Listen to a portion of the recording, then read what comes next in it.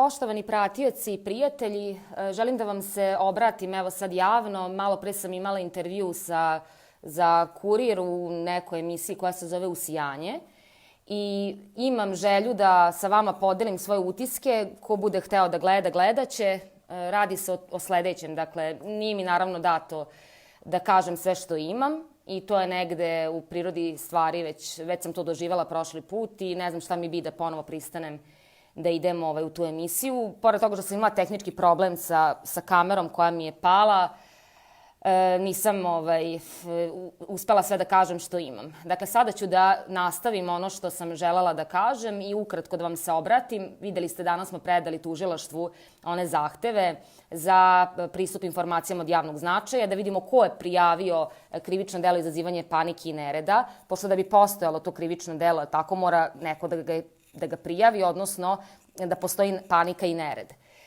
Kako smo mi svesni činjenice da ni panike ni nereda ne postoji, mi osnovano dovodimo u sumnju uopšte ceo taj krivični postupak, odnosno tu krivičnu prijavu. Takođe tražimo i da nam se dostavi razlog zbog čega, odnosno informacija zbog čega se nisu podnele krivične prijave protiv onih koji su iznosili neke netačne tvrdnje i na taj način zastrašivali ljude, recimo prošle godine, tipa kako će nam groblja biti mala i tako dalje. Dakle, to su naša pitanja. Ima tu još par pitanja koje ćemo u toku razgovora, setit ću se šta smo ih sve pitali, ali poenta ovog mog razgovora i uopšte ovog mog obraćanja vama jeste činjenica da se na sve strane propagira ta priča kako smo mi protiv vakcina i kako smo mi antivakcinaši.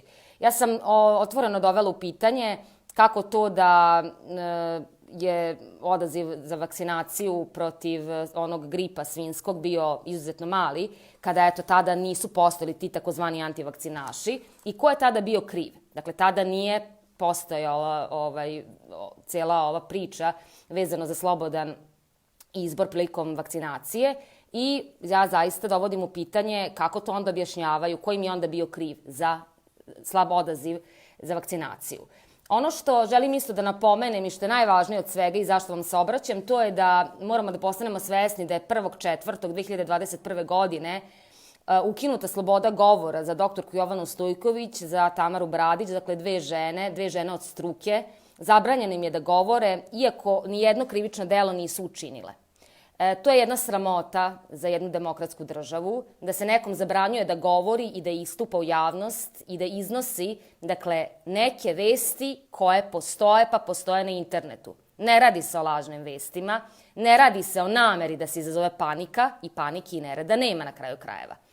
Tako da, moje mišljenje je da ne samo da je to moje mišljenje, nego to je i moje ubeđenje, da su ljudi mislili, ovi koji su ovo sve sproveli, da će odsecanjem glave, pod znacima navoda naravno u figurativnom smislu rečeno, dakle ako se skloni onaj ko je tu najistaknutiji, najrečitiji, da će se cijela ova priča utišati i skroz, da kažem, isključiti, jer je ovo svima nama za nauk da pazimo da se ne bavimo ovakvim stvarima.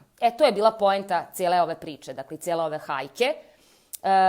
Mi ćemo vas obavestiti šta se dešava kad dobijemo rešenje. Za sada je Tamara Bradić dobila rešenje. Ja nemam pravo da iznosim, nije me vlastila da mogu u javnost da iznosim šta piše u tom rešenju, ali u svakom slučaju vezano za doktorku Jovanu Stojković, kada bude, bit ćete obavešteni šta se dešava i šta u tom rešenju piše. Dakle, svedoci smo da se krše na sve strane osnovna ljudska prava, pravo na govor. I to svima nama mora da bude jasno. Dakle, žene koje su bile na društvenim mrežama, koje su prenosile informacije, koje su delile, kako se zovu, screenshotove, dakle, istinite neke informacije koje su delile, su završile, tako kao što smo videli u SBPOK-u, i nakon toga u tužilaštvu. Sad vama, ako je to normalno, onda zaista reči nemam. Dakle, u pitanju je uzurpacija osnovnih ljudskih prava. Danas sam imala jedno vrlo negativno iskustvo sa gostovanjem i ja verovatno nemam toliko iskustva da se snađem u svemu tome, pritom imala sam i tehnički problem i to mi je za nauk da mi se to više nikada ne dešava. Tu sam se verovatno malo izbunila, no bitno je sledeće. Tema je bila vezana za vakcinaciju koju hoće da uvedu kao obaveznu za zdravstvene radnike. Tako da, šta da vam kažem, ja reči nemam. O ovome svemu je doktorka Jovana pričala davnih dana, još 2015. godine. Ministar zdravlja ima mogućnost to da uvede. Dakle, ja ne mogu kao pravnik da vam govorim nešto što ne stoji. Dakle, postoji mogućnost da se to uradi.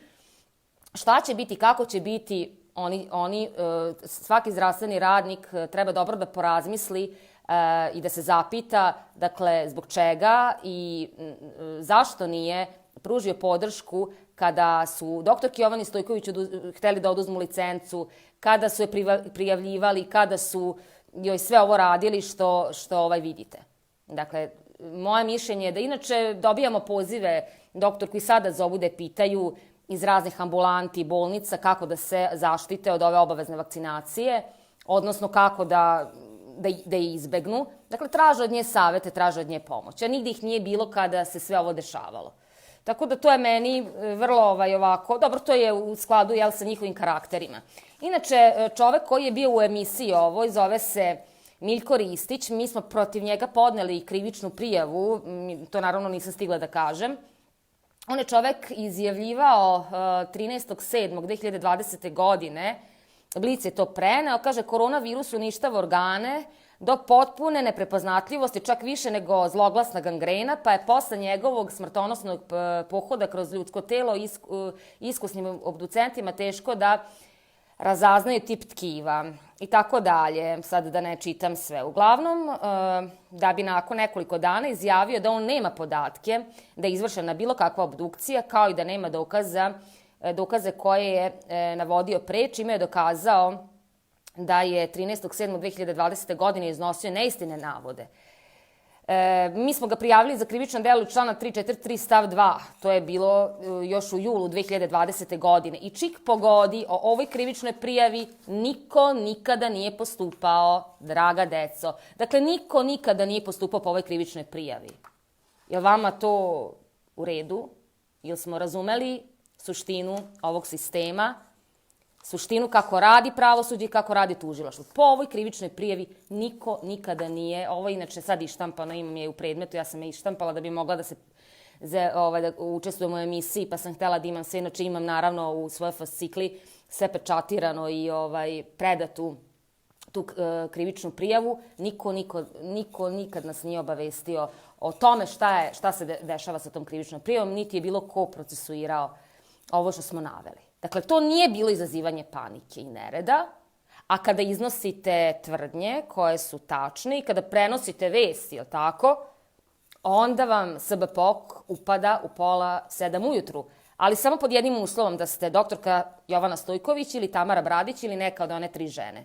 Dakle, to se njima dešava, to se ne dešava svakom. Nijednoj političkoj organizaciji, nijednom političkom pokretu, nijednoj političkoj stranci nije ovo urađeno, što je urađeno doktorki Jovani Stojković. Dakle, da li smo svesni da je rad pokreta osakaćen upravo zbog ovog što nam ne daju, upravo stranice su nam zaplenili, oduzeli, ne možemo da je koristimo, do vas možemo da stižemo ovako, da kažem, periferno sa nekih naših profila, koji su isto dovedeni u pitanje, jer ja ne znam šta će da se desi sutra ujutru, je li tako? Svašta je moguće, ne mogu da vam garantujem da se nešto neće desiti sutra, sa Milinom. Ali ako se nešto desi, znaćete ko je i znaćete ko je odgovoran za to, je li tako? Tako da, eto, to sam samo htela da vam se obratim. Htela sam još par stvari da kažem, nije mi dato. Inače, ja ću vam pročitati samo 2 još naslova, pa završavam, neću da vas davim.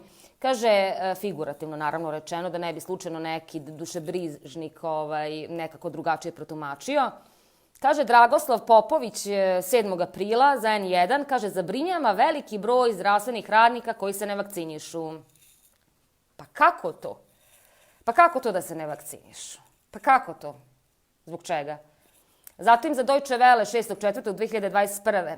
piše, bolnice krcate, a lekari neće vakcinu COVID. Bolnice u Srbiji su prepune, pa ipak većina osoblja koji tamo radi još nije vakcinisan. Baš čudno. Baš je to čudna informacija i baš je to ovako.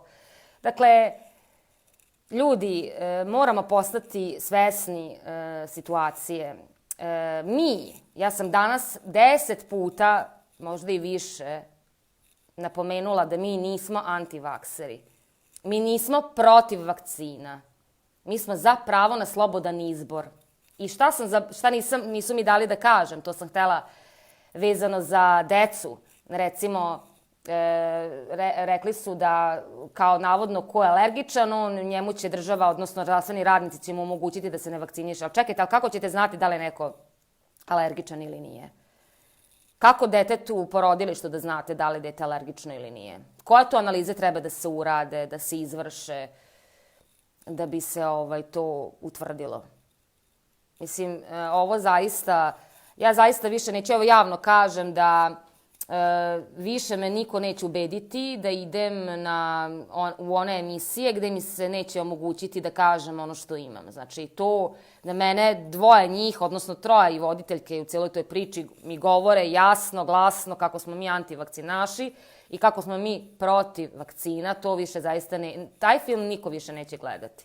Evo, ja vam se obraćam ovako razočarano vrlo, verovatno sam naivno pristupila, verovatno da je to u skladu sa mojim karakterom, da ljudima verujem i da prilazim tako misleći da su dobronamerni, ali ovakva situacija koja se desila zaista više nemam razloga da u takvim emisijama učestvujem.